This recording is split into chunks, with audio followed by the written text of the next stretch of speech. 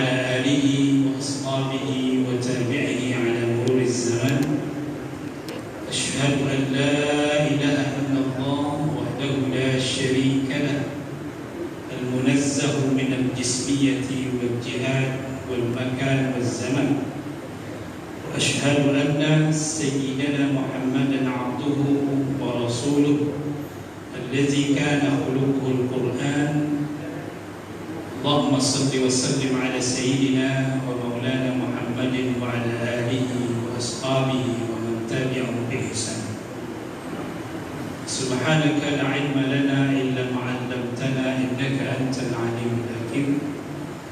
اللهم أنت ربنا، أنت خلقتنا ونحن عبادك، ونحن على عهدك ووعدك ما استطعنا.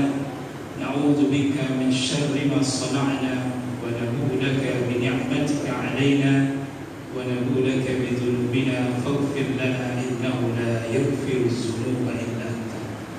رب اشرح لي صدري ويسر لي أمري واحلل عقدة من لساني يفقهوا قولي. Amma ba'd. Alhamdulillah, kita bersyukur kepada Allah Subhanahu wa taala kita bisa kembali dipertemukan di tempat yang mulia ini di Ahad subuh bersama dengan orang-orang yang dimuliakan Allah Subhanahu wa taala. Insyaallah begitu terasa pertemuan-pertemuan kita itu begitu singkat. Baru sebulan yang lalu kita ada bertemu sekarang. Begitu cepatnya waktu berlalu, tak terasa seolah-olah satu hari. Yataqabbalu zaman, zaman semakin mendekat, zaman semakin singkat, zaman semakin padat, dan itu menunjukkan tanda bahwa kiamat sudah dekat. Jemaah yang dimuliakan Allah, tanpa mengurangi rasa hormat kami kepada guru-guru kita, kepada para kiai, para habaib, para masyayikh, dan lebih khusus kepada Pak Imam, Pak Bilal, dan Pak Ketua kita, dan beserta pengurus yang lain, serta jemaah Bapak Ibu hadirin dan hadirat rahimani wa rahimakumullah. Yang besar tidak kami sebut gelar, yang kecil yang sesuai dengan kami tidak kami panggil nama. Semoga kita yang ada di sini adalah hamba-hamba yang Allah muliakan, angkat derajatnya, Allah tinggikan kedudukannya, dan insya Allah Allah mudahkan di hari kiamat kelak nanti dalam bingkai syafaat yang diberikan Allah dan Rasul, insya Allah. Jemaah yang dimuliakan Allah, pada penghujung bulan Muharram ini, tepatnya 27 Muharram 1443 Hijriah, tema kita adalah kajian hadis tematik berkaitan dengan pertanggungjawaban manusia di akhir. Jadi kalau visi orang beriman itu sudah di akhir, bukan dunia lagi ya. Sudah mulai menata alam ya'ni lil ladzina amanu an tahsha qulubuhum bi dzikrillah. Bukankah sudah waktunya bagi orang beriman itu serius, jadi tak boleh main-main lagi. Maka tematiknya, hadisnya yang diminta oleh Pak Ketua kita pertanggungjawaban. Jadi siap-siap kita menanggung dan siap-siap menjawab. Apa sih pertanggungjawaban kelak kita di akhir? Nah, sebagai referensi kita adalah hadis yang diriwayatkan oleh Imam Tirmizi dalam kitab Sifatul Qiyamah wal Waqaiq wal Wara'. Babnya bab kiamat. Hadisnya nomor 2417 dari Al-A'mas, seorang tabi'in, diterima dari Sa'id bin Abdullah bin Juraij, diterima dari Abi Barzah, dan diterima dari Rasulullah SAW. Jadi ada 3. Kalau hadis itu kita kajiannya setidaknya 3. Kalau umpamanya tidak disebutkan sanadnya, itu biasanya diragukan hadis, atau memang ustadznya tak tahu sanadnya, maka setidaknya 3. Kalaupun tak 3, 1 setidaknya dari sahabat Nabi, kemudian dari Rasulullah SAW. Jadi hadisnya ini yang kami ketahui sebagaimana disampaikan oleh Imam Tirmizi hadis sahih, hadisnya sahih dalam kitab Imam Tirmizi, dan itu termasuk kitab sunan yang menjadi referensi kita dalam kajian hadis.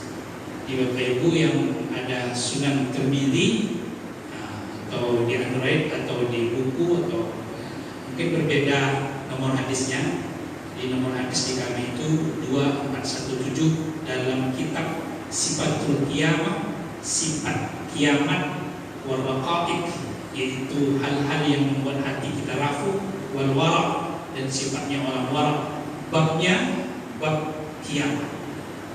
Nah, hadisnya nomor 2417 dari sahabat Nabi Abi Barzah Al-Aslami. Abi Barzah Al-Aslami ini nama aslinya Nadlah atau Nadilah bin Ubaid Al-Haris Al-Aslami, salah seorang sahabat Nabi yang sangat luar biasa dalam mendampingi Nabi, baik dalam peperangan maupun dalam keadaan-keadaan yang sifatnya membutuhkan perjuangan. Dan meskipun beliau adalah orang yang juga memiliki harta, tapi itu habis untuk kedermawanan. Itu Abi Barzah Al-Aslami. Jadi ada yang menarik dari suatu kisah beliau tentang Abi Barzah Al-Aslami ini adalah suatu ketika beliau sholat setelah mengikat ontanya, kemudian ontanya lepas, dan ini sholat fardu, sholat asar. Tiba-tiba beliau membatalkan sholatnya dan mengejar ontanya. Jadi pada zaman Nabi itu sudah ada juga sahabat yang tidak fokus untuk sholat. Jadi apalagi kita, gitu kan? Apalagi kita yang bukan sahabat, yang bukan dekat dengan Nabi, gitu kan? Makanya kalau kebingungan ya pasti ya, kalau kunci hilang di mana, kalau mobil taruh di mana, kalau motor belum dikunci, gitu kan? Pas sedang sholat ingat ada kunci di motor, ambil kunci atau lanjutkan sholat. Biasanya kita ambil kunci. Nah, jadi itu pernah terjadi kepada sahabat Nabi ini, Abu Barzah Al-Aslami ini. Maka sahabat yang lain yang melihat keadaan Abu Barzah Al-Aslami itu langsung ngintir. Ngintirnya begini, orang kok seperti itu, dunia saja pikirnya. Dunia saja yang dipikir. Harusnya selesaikan dulu lah sholatnya. Kenapa harus takut? Tawakal saja kepada Allah, kan begitu. Kemudian Abu Barzah Al-Aslami mendengar ucapan sahabat-sahabat ini dan mengampiri mereka dan berkata, apa yang kalian sampaikan barusan itu adalah mengejek saya sebenarnya. Loh, kenapa? Selama saya bergaul dengan Rasulullah SAW, itu Rasulullah tidak pernah mengatakan seperti itu, seperti yang kalian sampaikan ini. Jadi hebat kali daripada Rasulullah. Nah, kemudian diusut atau diketahui bahwasanya Abu Barzah Al-Aslami itu pernah juga melakukan hal yang sama. Itu onta sudah diikat, onta lepas, dan dia mengejar ontanya membatalkan sholat. Itu di samping Rasulullah. Dan Rasulullah SAW memberikan dispensasi kepada Abu Barzah Al-Aslami. Kenapa? Ternyata Abu Barzah Al-Aslami itu takut kehilangan ontanya karena jarak rumahnya itu dengan tempat pengajian dengan Nabi itu jauh sekali. Jadi kalau nggak dikejar onta tersebut, lepas gitu, nanti dia naik apa? Dan sementara maslahatnya itu, kemaslahatannya itu adalah sangat penting kalau nanti ke rumah naik apa lagi kan gitu. Kalau nggak ada ontanya, nggak ada kendaraan. Maka Rasulullah memaklumi itu. Dan itu yang disampaikan oleh Abu Barzah Al-Aslami kepada sahabat-sahabat. Nah, jamaah yang dimuliakan Allah, maka di sini para ulama dalam kitab yang ditulis oleh Imam Muhammad Tahir Al-Ashur bin Ashur, yaitu Maqasid Syariatul Islamiyah, maqasid tujuan-tujuan syariat Islamiyah, itu membolehkan, ya kan? Kita membatalkan menunda sholat gitu kan, untuk ya, kemaslahatan tadi ya. Ketika mungkin ada sesuatu hal yang di situ penting, urgen sekali. Kalau tidak, hilang barang kita gitu. Daripada apa? Daripada kita sholat kita tidak khusyuk gitu. Maka batalkan sholatnya, kemudian ambil barang kita mungkin yang patut kita ambil. Nah itu kaidahnya seperti itu, ada maslahatnya.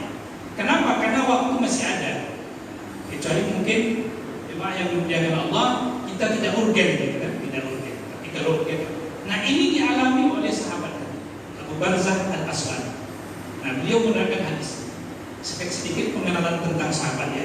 Ini mungkin saking banyaknya sahabat, kita tahunya Umar bin Khattab, Abu Bakar Siddiq gitu kan, kemudian Ali bin Abi Thalib, Utsman bin Affan, dan Sa'ad bin Abi Waqqas, banyaklah. Tapi ada sisi-sisi lain dari sisi sahabat yang seperti kita juga. Itu tadi kan sama kan? Berarti kan hampir sama kita yang sahabat ya. Jadi kalau ada suatu masalah dunia yang memang itu kita harus dahulukan, khawatir nanti ada apa-apanya, tadi itu boleh ditunda. Tapi jangan jadi alibi ya. Sedikit-sedikit tunda gara-gara kita tadi kan memasak tunda dulu, ini tunda dulu. Kalau memang itu urgennya, daruratnya kan darurat itu kalau nggak dilakukan kita bahaya gitu kan. Nah, jadi itu boleh. Dan lanjutkan lagi sholat. Nah hadisnya berbunyi jemaah yang dari Allah. Dan hadis ini ma'ruf sebenarnya, sering disampaikan oleh para guru. Rasulullah SAW bersabda, لا تزول قدم عبد حتى يسأل عن عمره فيما أفنى وعن علمه فيما فعل فيه وعن ماله من أين كسب وفيما أنفق وعن جسمه فيما أبلى. Jadi empat ini pertanggungjawaban kita. Tumit seorang hamba itu tidak akan bergeser mau ke surga atau ke neraka. Jadi tempat itu, tempat namanya mauqif itu, sab, ya. Itu tidak akan bergeser sampai ditanya empat hal ini. Jadi nggak ada yang lain. Kalau di kubur ada 6, ada 5, ada 3 gitu ya. Nah kalau di hari kiamat 4 ini. Apa yang pertama? An umri, umurnya. Yang kedua apa? An ilmi, ilmunya. Yang ketiga apa? An mali, hartanya. Yang keempat an jismi, tubuh. Nah, pertanyaan ini itu sudah Allah sampaikan sebenarnya dalam Al-Quran dan dijelaskan oleh Rasulullah SAW. Kata Allah di dalam surah As-Saffat ya, ayat 21, 22, 23, 24. Itu Allah berbicara tentang orang-orang yang nanti ditahan Allah. Hadzal yaumul fasl, ini adalah hari penentuan. Allazi kuntum tukadzibun, yang kalian dustakan. Uhsyurul ladzina zalamu wa azwajahum wa ma kanu ya'buduna min dunillah wahduhum ila siratil jahim. Kumpulkan orang-orang yang zalim ini, orang-orang yang durhaka ini bersama pasangan-pasangannya dan apa yang telah mereka sembah waktu di dunia selain Allah Subhanahu wa taala, dan ajak dia, kirim dia ke siratul jahim, pada jalan menuju neraka jahim. Kemudian Allah katakan waqifuhum innahum mas'ulun. Tahan mereka terlebih dahulu, mas'ulun, tanya. Di jemaah yang dimuliakan Allah Subhanahu wa taala, ayat ini menunjukkan tentang adanya pertanyaan, adanya pertanggungjawaban. Surah As-Saffat ayat yang ke-24. Waqifuhum, tahan mereka, innahum mas'ulun, mereka harus ditanya. Kullu 'abdin, jadi semua hamba ditanya. Illa, kecuali yang memang Allah taksiskan dan Allah dan Rasulullah sampaikan. Jadi ada yang tidak ditanya jemaah. Rasulullah katakan ada 70.000 umatku yadkhulunal jannah bila hisabin wala adab. Masuk ke surga tanpa hisab, tanpa adab.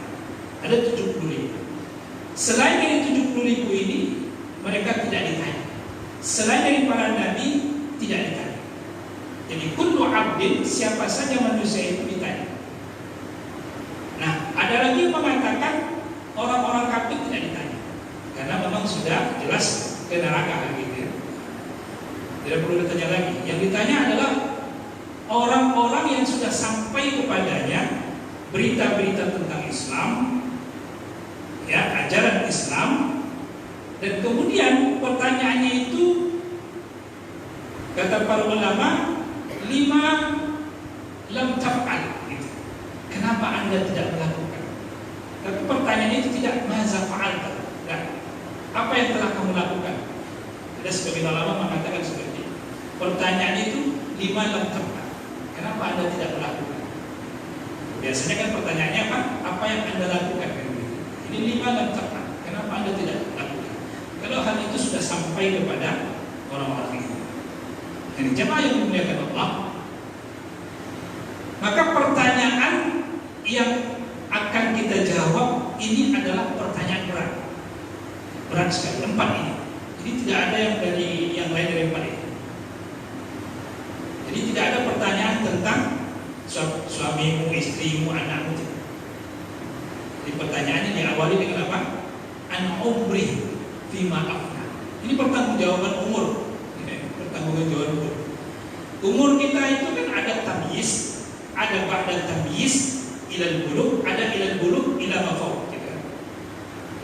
Mulai umur kita itu tamyiz, umur anak-anak. Anak kita yang belum bisa membedakan mana yang baik, mana yang buruk, gitu. Itu tamyiz.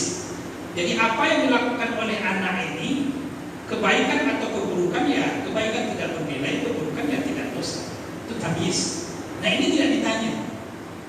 Makanya jemaah yang dimuliakan Allah, kalau kita berada di umur ini meninggal, masuk surga atau tidak? Surga. Bapak Ibu pengen meninggal umur berapa? Sudah terlambat ya. Untuk kembali ke tamyiz sudah terlambat ya. Makanya ada suatu ungkapan dari Sayyidina Ali bin Abi Thalib itu sangat luar biasa. Fa wallahi ma wadattu anni mittu saghiran aw sabiyan thumma adkhulul jannah. Demi Allah, aku tidak berkeinginan untuk mati dalam keadaan masih kecil kemudian aku masuk surga. Lihat perkataan Sayyidina Ali. Sayyidina Ali bin Abi Thalib, beliau tidak menginginkan mati dalam waktu kecil. Kenapa? Karena kalau mati dalam keadaan waktu kecil masuk surga atau tidak? Masuk surga, ya? Ya kan? Itu kan harapan kita. Artinya kalau harapan kita itu kan kalau bisa masuk surga langsung, gak usah lah macam-macam lah, ya. Udah kapok ibadah, capek sholat, capek infak, capek sedekah, capek ini kebaikan, dan masuk surga saja hari kita. Nah, itu kan bisanya kapan? Tamyiz. Ketika masih bayi, masih balita, masih belum berdosa, masih belum bisa membedakan antara hak yang baik, yang batil, yang buruk, yang jelek, gitu. Nah, itu kan bisa langsung masuk surga kalau meninggal itu. Itu tamyiz. Itu tidak ditanya, langsung masuk surga. Cuma Ali bin Abi Thalib mengatakan, aku tidak menginginkan itu. Kenapa? Karena aku ini masih menginginkan hidup di dunia dengan menyaksikan kekuasaan Allah, kebesaran Allah, gitu kan? Jadi kalau kita dikasih usia sampai oleh Allah sampai saat sekarang ini, itu harusnya bersyukur. Kenapa bersyukur? Karena kita masih bisa menyaksikan kekuasaan Allah di dunia ini. Ya. Kalau langsung ke akhirat nggak keren lah, gitu. Langsung ke akhirat nggak keren. Karena kita nggak menyaksikan dunia, gitu. Maka harusnya kita bersyukur hidup kita sampai saat sekarang ini, ada usia 70, ada 80, ada 60, ada 25, ya. Itu kita syukuri, jemaah. Kenapa? Karena buktinya Allah sayang sama kita. Agar apa? Agar kita masih bisa menyaksikan kekuasaan Allah. Wa yatanazzalul amru bainahunna. Kita masih bisa melihat variasi kekuasaan Allah, langit dan bumi, kejadian-kejadian yang ada di muka bumi. Syukuri saja. Intinya itu begitu. Seolah-olah Ali menggambarkan kepada kita bahwasanya kalian nggak usah ya berharap berkeinginan, ya laitani, seandainya kiranya aku kembali kepada kecil, gitu kan. Dan dalam keadaan kecil itu aku bisa berbuat sesuka saya. Kalau umpamanya nanti yang dimarahi kakak saya, kan gitu. Kalau biasanya kalau yang kecil kan yang dimarahi kalau berbuat hal-hal kan kakak kita. Padahal salahnya kita. Tapi karena kita tamyiz, masih mumayyiz, gitu kan. Ya nggak ada masalah. Itu maka enaknya kalau tamyiz. Namun harusnya kita bersyukur karena Allah kasih umur kita sampai sekarang ini untuk apa? Untuk bisa menyaksikan kekuasaan. Dan wasjud waqtarib, agar kita apa? Sujud dan mendekat kepada, kan begitu, sujud. Maka jemaah yang dimuliakan Allah, kita sujud, sudah sujud saja. Waqtarib tujuannya untuk mendekat kepada Allah. Jangan pikir-pikir yang lain.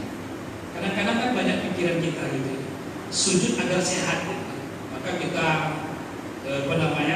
terpengaruh dengan istilah-istilah kesehatan. Sujud begini harus begini agar sehat, agar begini begitu gitu kan. Akhirnya apa? Kita fokus kepada situ. Dan ada tandingannya yoga gitu. Karena orang yang tidak sujud tapi ikut yoga ternyata lebih sehat dengan yoga daripada sujud. Maka akhirnya dia menyaksikan sujud. Padahal sujud itu tujuannya bukan untuk sehat, tapi apa? Waqtarib. Tujuan kita sujud itu untuk mendekat kepada Allah Subhanahu wa taala, bukan untuk sehat. Nah, kalau ada penelitian-penelitian itu silakan saja. Tapi tujuannya bukan untuk sehat. Untuk apa? Untuk dekat kepada Allah. Kita puasa tujuannya untuk apa? Sehat kan untuk dekat kepada Allah? Untuk dekat kepada Allah.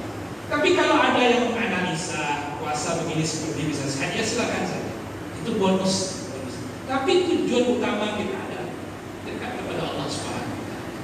Jadi jemaah yang dimuliakan Allah, kadang-kadang memang kita hidup di dunia ini karena terlalu banyak ya, aktif dengan Google, aktif dengan medsos, aktif dengan internet, itu kadang cari-cari sholat efektif agar sehat, cari, kemudian tanya kepada Ustaz pun bingung ya. Ini sholatnya agar sehat bagaimana Pak Ustaz? Kan kalau harusnya tanya kepada siapa? Ahli kesehatan.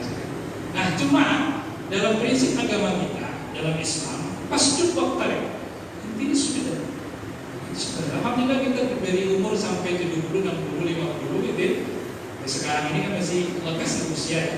Maka itu artinya yang gunakan pasjud waqtarib. Nah, kemudian jemaah yang dimuliakan Allah, ada umur bainat tamyiz ila bulugh.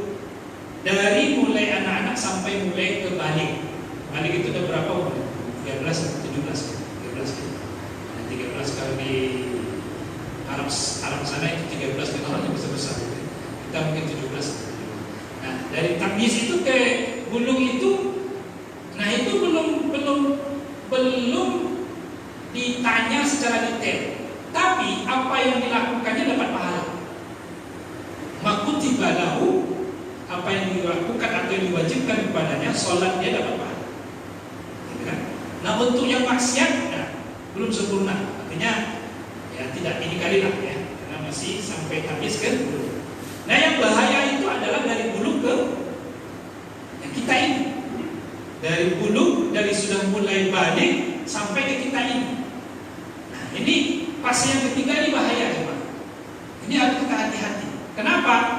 Diwajibkan kepada kita yang harus diwajibkan dan dilarang kepada kita harus yang kita menghindarinya.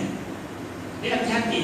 Jadi kita berdosa kalau kita melakukan satu perbuatan yang dilarang oleh Allah, dan berpahala kalau kita melakukan satu perbuatan yang difardukan Allah Subhanahu wa taala. Hati-hati. Nah, ada fase yang terakhir. Jadi kalau fase ini fase tanya tadi ya, dari buluk sampai ke usia sekarang ini ya. Usia kita sekarang ini fase ditanya, yus'al an umri bima afna. Bagaimana kalian menghabiskan? Itu ditanya. Ada fase yang keempat. Fase di mana kita nggak ditanya juga adalah jika keadaan kita itu seperti yang fase pertama, balik ke anak-anak lagi, itu nggak ditanya. Ada di sini balik ke anak-anak lagi, itu apa? Dia tak tahu lagi, tai-tai sudah dikacau-kacaunya segala macam. Nah, itu balik ke anak-anak, itu nggak ditanya. Jadi jemaah yang dimuliakan Allah, agar selamat untuk tidak ditanya fase pertama atau fase keempat. Kalau fase tamyiz ke bulugh masih ada pertanyaan tapi tidak detail gitu. Nah, yang detail itu pertanyaannya adalah fase bulugh sampai sekarang yang kita umurnya mungkin 60. Nah, makanya orang-orang yang mengalami gila, fase gila itu tidak ditanya. Karena memang apa? Karena ya, umurnya sudah dimaklumi. Nah, kita mau memilih umur yang selamat itu ya itu tadi, ya kan? Umur-umur bayi ya, umur-umur yang orang usianya ya sudah gila, Tapi gila di sini gila apa? Gila beneran ya, bukan gila harta, bukan gila pangkat, bukan gila beneran, benar menggila. Otaknya itu gak nyambung lagi. Nah, jemaah yang dimuliakan Allah, jadi mengenai umur ini sangat luar biasa. Jadi jangan sampai kita itu gagal ya untuk menjawabnya. Di pertanyaan pertama itu tentang umur. Sebelum tergeser tumit kita itu, sebelum beranjak itu, mau diarahkan ke surga atau neraka, itu pertanyaan pertama itu umur. Apa? Jadi kalau selamat kita dengan umur ini, nah, insya Allah jemaah yang dimuliakan Allah akan mudah kita menjawab pertanyaan-pertanyaan berikutnya. Ini umur, ini bagaimana? Jadi umur kita itu kan baina mahafatain, di antara dua kekhawatiran ya. Kekhawatiran yang telah kita lakukan dan kekhawatiran yang belum kita lakukan kan begitu. Jadi kalau yang sudah lalu kan kita nggak tahu apakah Allah terima atau tidak, kita nggak tahu. Dan yang belum kita lakukan pun kita khawatir kita, apakah bisa saya melakukan sesuatu yang baik atau tidak kan begitu. Nah itu wajar. Namun kedua kekhawatiran ini bisa diminimalisir, bisa direduksi, bisa dihadapi dengan dua kebaikan. Al-mu'min baina hasanatain, kata Rasul. Orang beriman itu berada di antara dua kebaikan. Kebaikan yang telah dilakukannya kita ucapkan alhamdulillah, ya Allah terima semuanya, gitu kan. Dan kebaikan yang sedang ditunggunya. Jadi habis sholat subuh kita kajian, habis kajian kita sholat suruh, habis sholat suruh kita mungkin ada yang duha di rumah, duha ada lagi nanti sholat zuhur dan begitu seterusnya. Itu kebaikan-kebaikan yang kita tunggu. Itu alhamdulillahnya di situ. Alhamdulillahnya di situ. Jadi umur kita nggak sia-sia sebenarnya kalau kita bisa memanfaatkannya di situ. Nah ini yang pertama. Yang kedua, an ilmihi fima fa'ala. Ilmu tentang ilmu. Nah, ilmu ini jemaah yang dimuliakan Allah. Pada hakikatnya ilmu ini adalah sesuatu yang kita sudah dapat dan ini bagaimana aplikasi. Makanya jemaah yang dimuliakan Allah, ketika orang-orang dahulu itu berkahnya ilmu itu apa? Jadi setiap mengaji itu sebelum bisa mengamalkan belum dilanjutkan kajian. Kalau kita kan ya tadi ya mungkin sifatnya adalah menyebarkan ilmu gitu ya.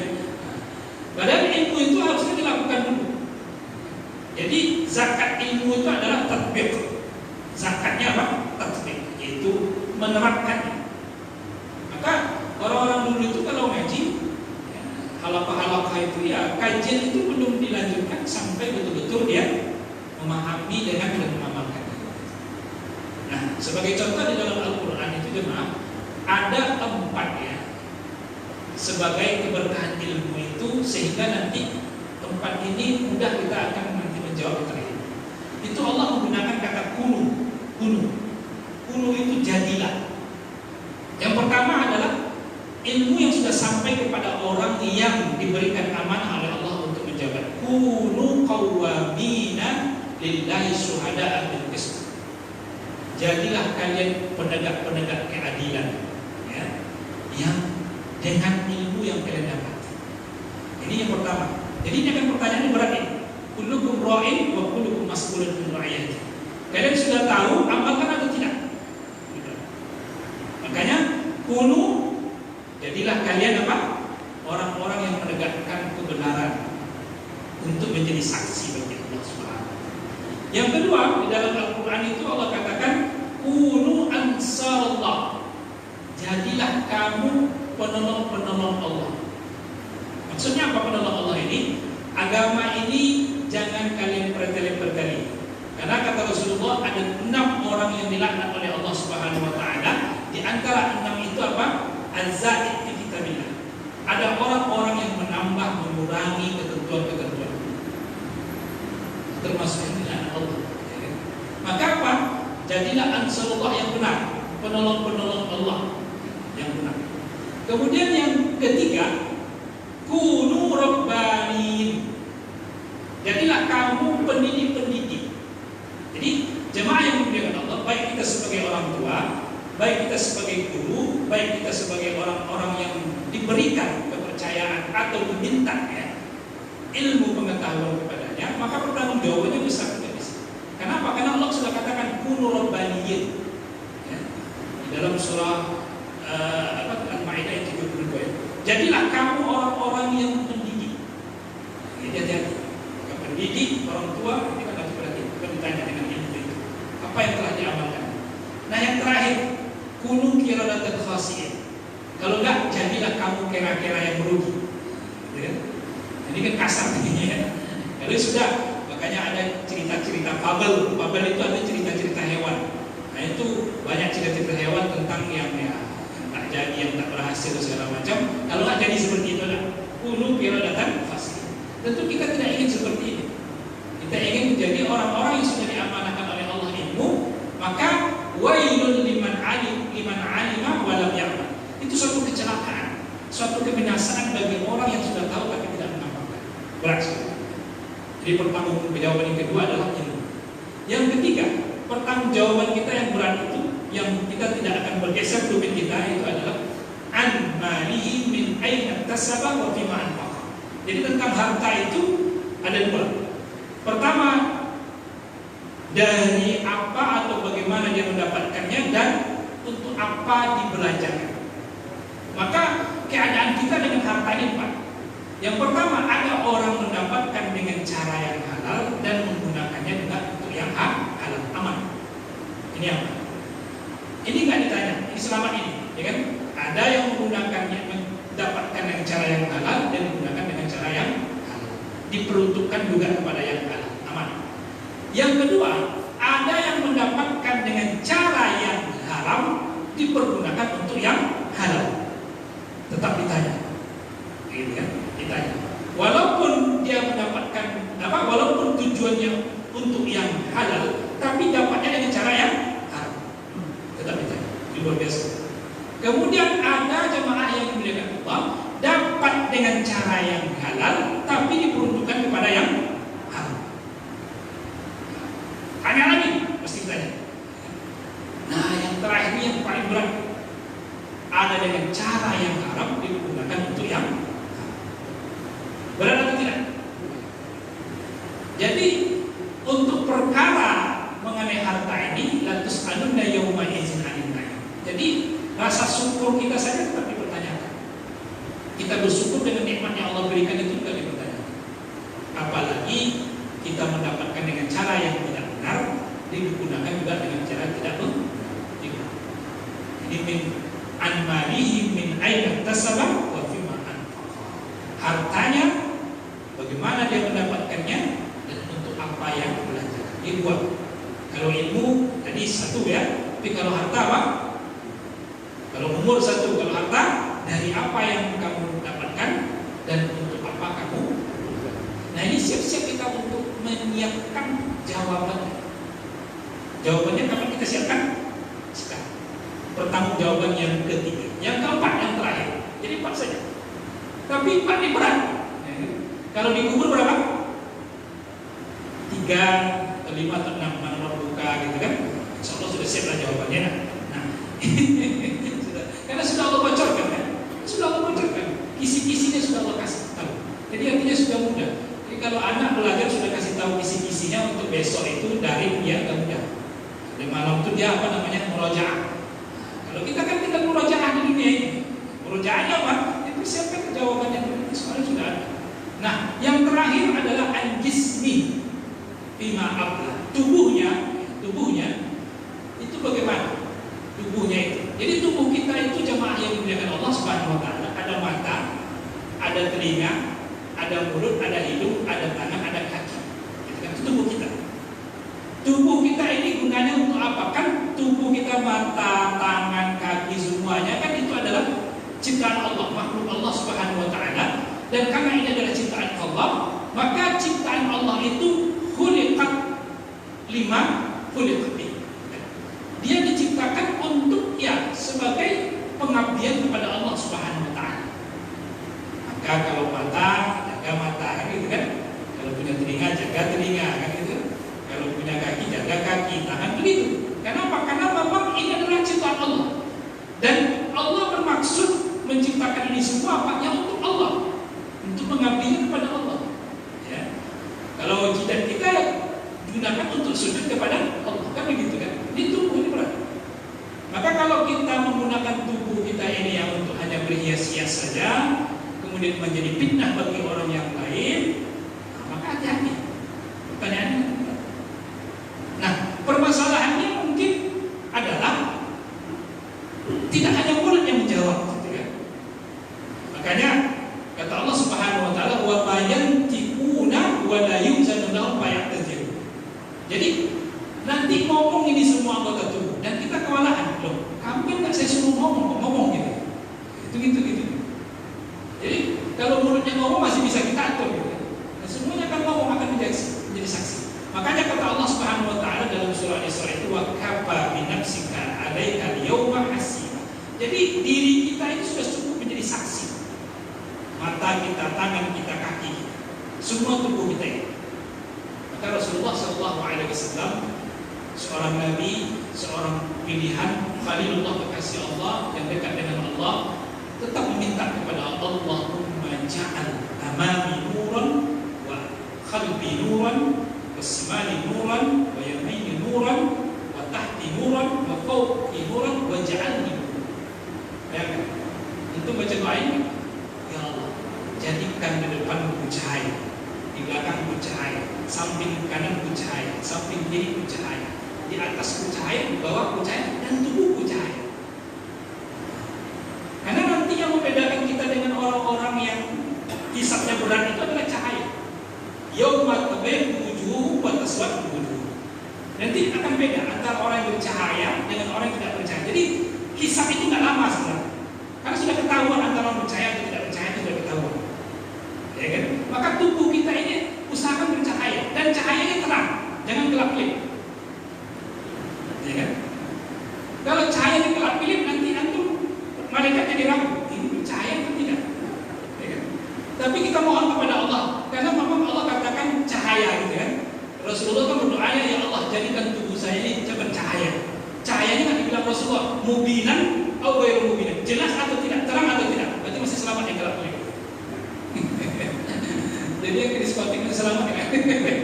Cahayanya gelap-gelap. Jadi jemaah yang dimuliakan Allah Subhanahu Wa Taala. Jadi Rasulullah SAW itu pernah ditanya, ya Rasulullah, bagaimana engkau mengenali umatku? Umatmu ya Rasul. Gampang sekali. Seperti engkau mengenali ontamu, seperti engkau mengenali kendaraanmu, seperti engkau mengenali hewan ternakmu. Biasanya kalau kita punya harta, kita kenal kan? Seperti namanya punya onta, gitu kan? Ini onta saya. Buktinya apa? Ada kakinya belang-belang, gitu kan? Nah, aku akan mudah melihat dan mengenali umatku itu gampang sekali. Kata Rasulullah, inna ummati yud'auna khurran wa muhajjirin min atharis wudu. Aku nanti akan mengenal umat itu nampak cahaya-cahaya yang cahaya itu disebabkan oleh wudhu mereka. Khurran muhajjirin, kalau dia berwudhu dia lebihkan sampai ke sini. Jadi kalau tangan itu sampai ke, kalau kita kayak pas-pasan tangan, walaupun sah itu paling mudah dikenali. Ya. Kalau wajah agak lebih lagi sedikit. Kaki agak lebih lagi, itu namanya qurban muhajjalin min asari sujud. Apalagi kalau dia serius berwudunya ketika untuk sholat fardu. Karena sholat fardu itu harus beda dengan sholat sunnah dan beda dengan kegiatan-kegiatan yang sunnah yang lain. Jadi jemaah yang dengan Allah, Rasulullah memberikan suatu prinsip dalam berwudu. Kalau untuk fardu itu serius, jangan sepele. Jadi betul-betul serius. Biar nanti barokahnya itu besar sekali. Terus itu. Tapi kalau untuk yang sunnah sederhana sedang-sedang. Biasanya kalau fardu kita 3 kali, gitu kan? Ingin sempurna, gitu kan? Tapi kalau untuk yang sunnah ya boleh sekali, nggak ada masalah. Karena yang sunnah itu nggak boleh menyaingi yang fardu. Maka Rasulullah mengatakan asbabul wudu itu dihalangi fardu. Tapi kalau yang sunnah tidak. Rasulullah itu biasa juga karena wudunya sederhana, sedang-sedang. Ada. Makanya jemaah yang dimuliakan Allah, Abu Bakar Siddiq itu pernah marah kepada istrinya karena Abu Bakar Siddiq itu puasa sunnah. Jadi istrinya itu menyiapkan makanan mewah. Namun Abu Bakar Siddiq dihempaskannya ember pecah. Loh, kenapa marah ya Abu Bakar? Kemudian Abu Bakar Siddiq mengatakan, tahukah Anda ini puasa sunnah? Kenapa kamu melayani saya seperti supaya puasa hebat sekali? Ya, nanti marah, nanti cemburu puasa Ramadan kalau gitu. Jadi jemaah yang dengan Allah, untuk yang sunnah itu memang kita ya simpel-simpel saja. Tapi kalau yang wajib ya serius gitu. Jangan sampai tidak. Dan Rasulullah SAW itu sangat mengharapkan kita itu adalah ketika yang wajib ini sempurna. Sempurna, karena itu akan nampak nanti. Nah kalau untuk yang sunnah ya, kadang-kadang kita juga lebay juga ya. Main kita beruduk, tapi kalau baca Quran tidak beruduk kan gitu. Kadang-kadang ada seperti itu juga. Dan kalau untuk main tenis beruduk ya, tapi baca Quran tidak beruduk ya. Ya kalau untuk kebaikan itu tetap a'la minal apa namanya minal adat gitu ya. Kalau untuk yang namanya pahala itu kita harus tinggi.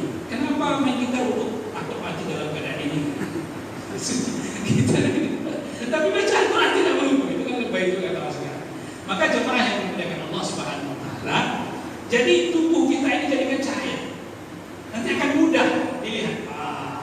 Wujuhu yawma idzin na'imah liya bisa'iha radiyah fi jannatin 'aliyah. Kan begitu kan? Itu surah yang sering dibaca oleh Rasulullah setiap hari Jumat dan Idul Fitri, Idul Adha. Surah apa namanya? Surah apa namanya?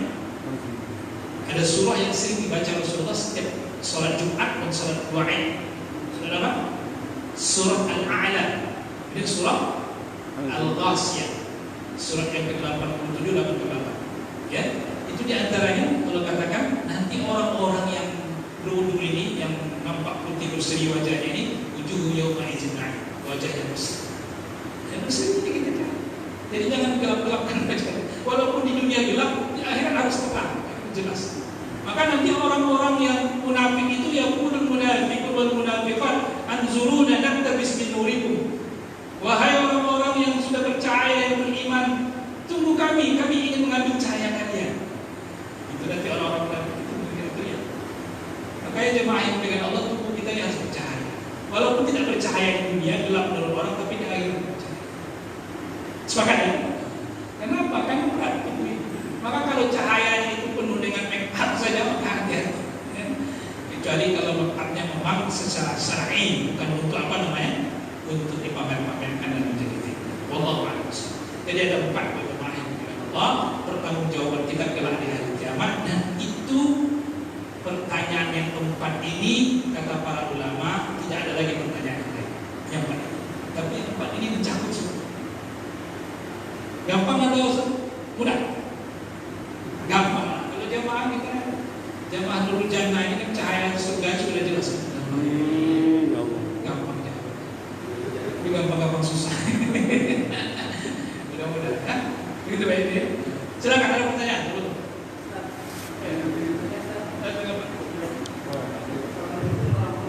Waalaikumsalam.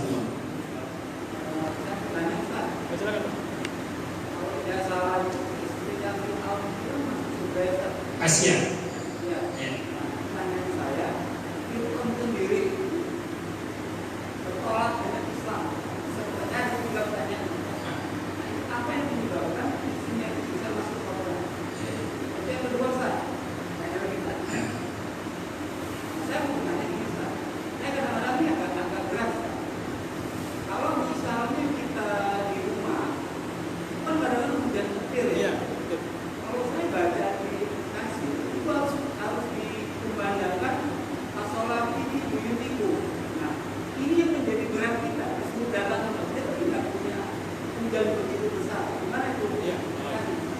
Mantap, masya Allah, barakallah.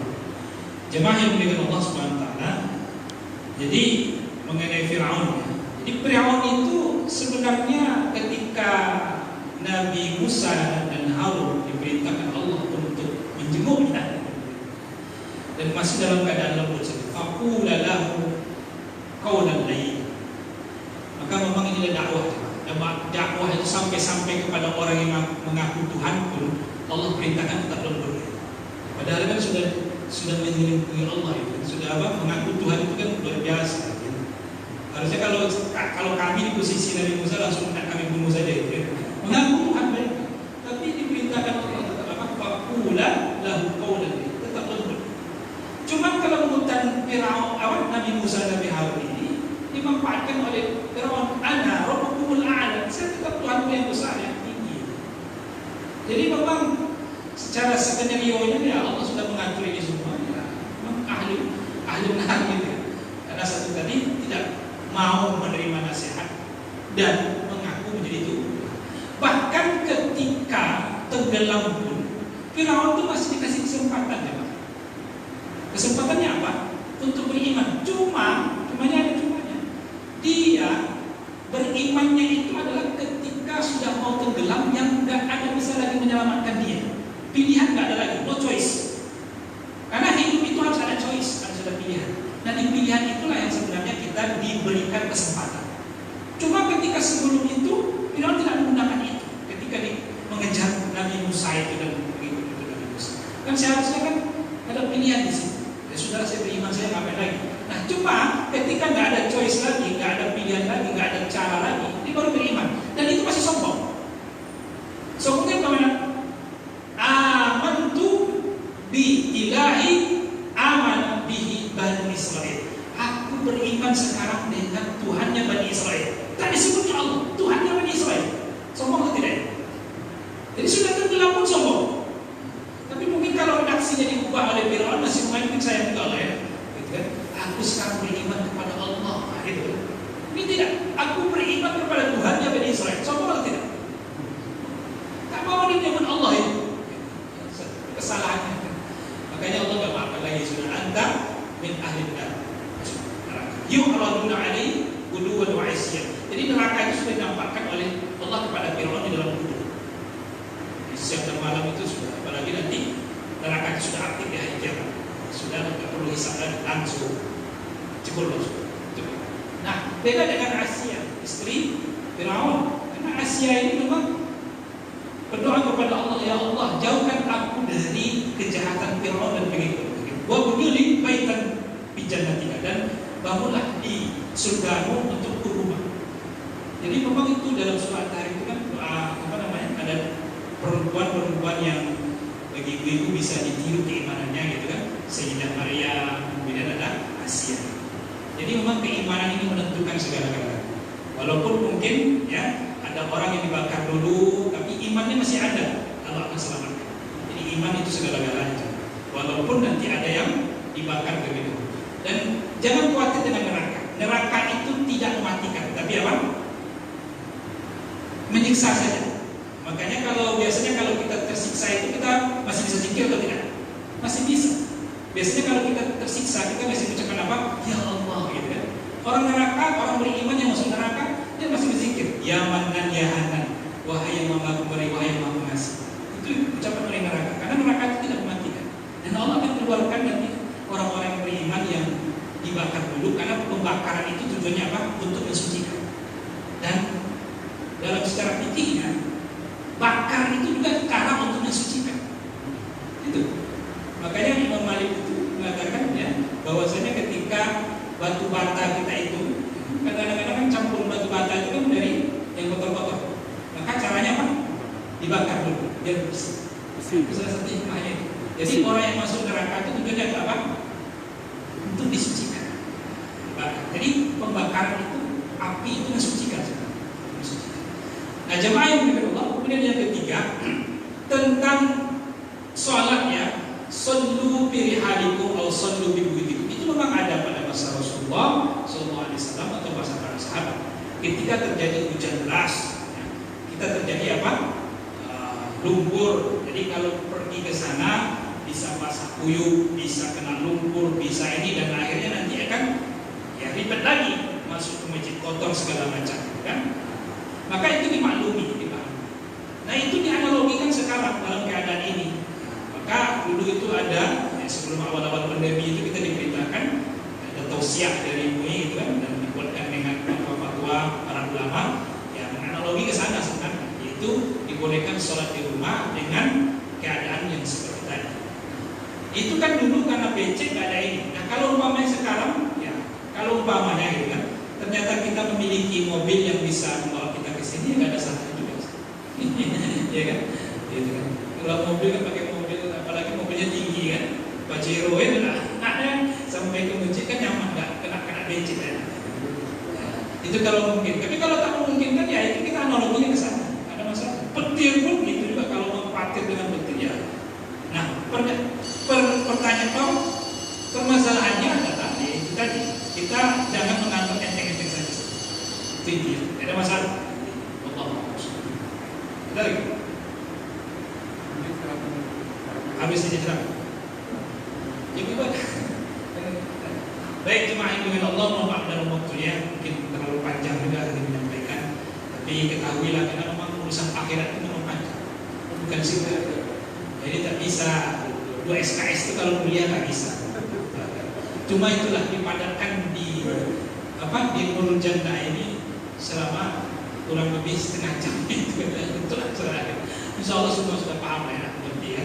Mudah-mudahan Allah berikan kemudahan kepada kita ya untuk mengamalkan apa yang bisa kita pahami, dan mudah-mudahan Allah berikan kepada kita taufik hidayah pertolongan. Kemudian Allah berikan kepada kita kemudahan dalam rezeki, kelancaran dalam hidup. Allah mudahkan kepada kita rezeki kita ya Allah. Jika rezeki kami itu ada di langit maka turunkan ya Allah. Jika ada di bumi keluarkan, jika jauh dekatkan, jika kotor bersihkan, jika penuh dengan kesusahan maka mudahkan ya Rabbal Alamin. Ya Allah, angkatlah segala penyakit di antara orang-orang yang tertimpa penyakit. Ya Allah, angkatlah penyakit dari saudara kami. Allahumma rfa'anna al-bala wal bala. Allahumma rfa'na as-sata'. Ya Allah, angkatlah segala penderitaan kami. Ya Allah, ampunilah orang-orang yang telah wafat mendahului kami. Allahumma ighfir lahum warhamhum wa'afihim wa'fu anhum wa akrim nuzulahum wa wassi' madkhalahum waj'al jannata maswahum. Allahumma ya Allah, inna nas'aluka sa'la. Ya Allah, mudahkan urusan kami, la sa'la illa ja'alta sa'la. Rabbana zalamna anfusana wa illam taghfir lana wa tarhamna lanakunanna minal khasirin. Rabbana atina fid dunya hasanah wa fil akhirati hasanah wa qina azabannar. Walhamdulillahi rabbil alamin. Mohon maaf dalam penyampaian. Akhiru kalamina.